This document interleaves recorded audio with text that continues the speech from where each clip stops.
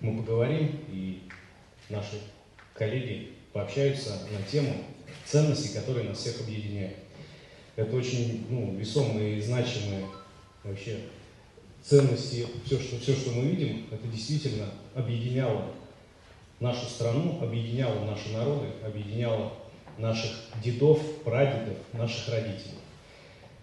Но еще один посыл, который мне хотелось бы сказать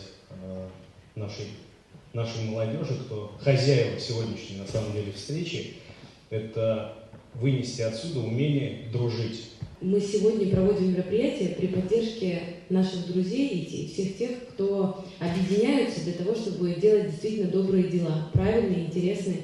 Я понимаю, что мы все разные, но мы все вместе.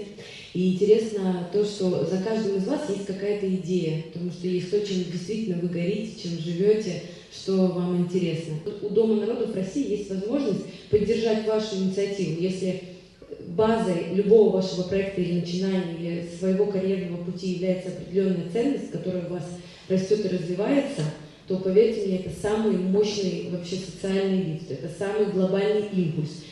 И это 100% проверено, потому что все, что сегодня не имеет в основе определенной крепкой ценности, оно очень слабо стоит на ногах.